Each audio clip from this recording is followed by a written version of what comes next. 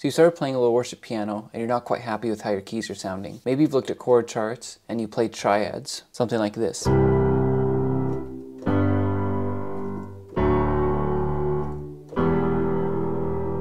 But you want it to sound more full and you're not sure how, so you play the triads just a little faster.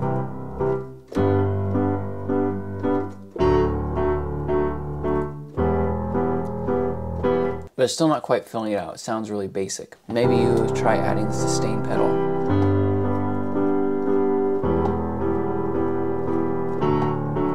But it's still not sounding like the keys from your favorite worship recordings. Maybe you want it to sound more like this. Now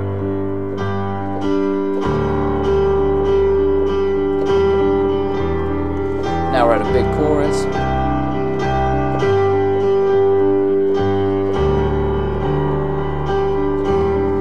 See how it really fills in the mix. And it's just one trick that I teach keys players. It's really easy, it takes about 5 minutes to learn, but makes a profound difference in the sound of your keys. This trick is called the Lord method. I tried to find an acronym that fit with worship music, and it's really split in half. The first part talks about your left hand, and the second part talks about what your right hand is doing. I'm going to walk through Waymaker, so you can use the chord chart that I'm going to link in the video below to follow along, and you'll need an understanding of the 7 notes in a key. Since we're in the key of G, if you know your 7 notes of a key, our notes are G, A, B, C, D, E, F sharp, and G. You've probably played scales. And what we're doing is simply numbering these. The 2 in the key of G would be A, the 3 would be B, 4, C, 5, D, and so on. So you see all the letters there and how they match up to the numbers. So starting with the left hand, the L-O in Lord stands for left hand octave. So when you're looking at a song like Waymaker that we have here as a chord chart, our chords for the whole song are going to be C, G, D, E minor. What I'm looking at when I see these chords is a left hand octave for whatever the notes are. So I'll be starting left hand octaves on C, and then I'll transition to G, then I'll transition to D, then I'll transition to E.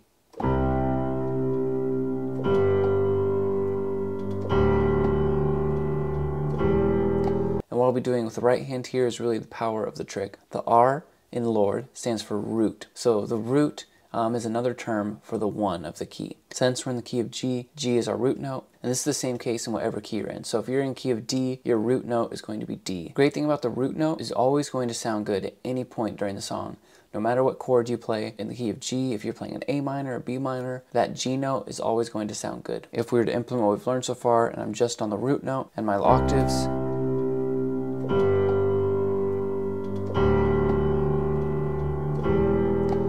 you can hear how all those chords, it sounds really nice.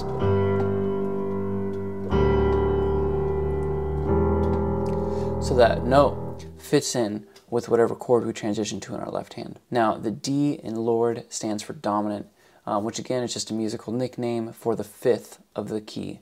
So in this case we're in key of G still. The 5th in the key of G is D. If we were in key of C, the 5th would be G. If we're in the key of A, the 5th would be E. If I'm going to add the dominant and the root together, that means the 1 and 5. You could think of this as the 1-5 method if you'd like.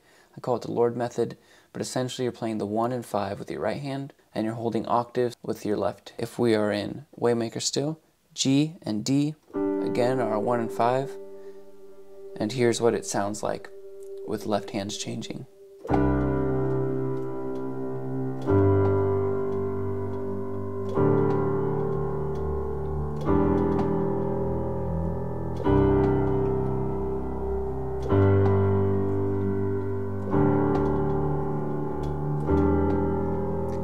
Now, what I just did, it sounds really good, but we're just doing whole notes right now. There's a few ways you could spice this method up. You can add rhythmic tension. So let's say we wanted to do quarter notes, 8th note builds with just the left hand or right hand, so we could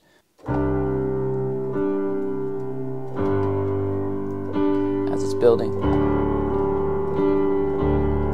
Now bass is building.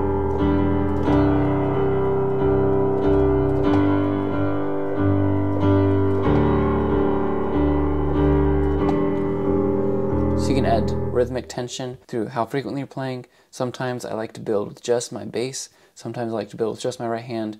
And then when it gets really big, combining both of them can sound really great. So if we were doing this 1 and 5, we've got G and D. I could do the same thing. I could do a 5. I could do the D down here to 1. I could do this if I wanted. Okay, and I could do it up here, up here. So I could do any of those, and I can also stretch. I could do an octave with my right hand with the 5 or the 1 in the middle. So for example, 5, 1, 5 here, if we want to do that. And now it's starting to fill it out a little more. And I could do the same thing. I'm going to move to the 1, 5, 1 here. And you see it sounds a little more full now. And I can also arpeggiate this however I want, so I'm going to go down now.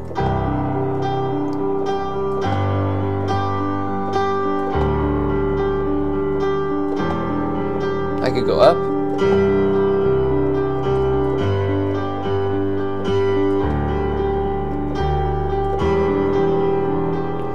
Those arpeggios really fit nice in the mix. They really add a lot of tension, and yet it's so simple. Your right hand is literally staying in the same spot for potentially the whole song. You're just staying in this. And maybe once it gets low, you're back. You're just doing your root whole notes. Then it starts to build again. You start to build it. You get ready for your 1, 5, 1.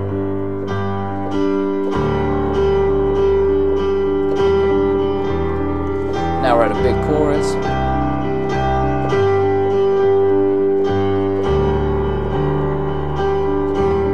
And you can see how it really fills in the mix. Especially with worship music, sometimes simplicity is a lot better than complex chords or overplaying. If you're interested in seeing this technique in action, along with some other techniques for the song Waymaker, I also have this video for a keys tutorial for Waymaker, so you can check that out.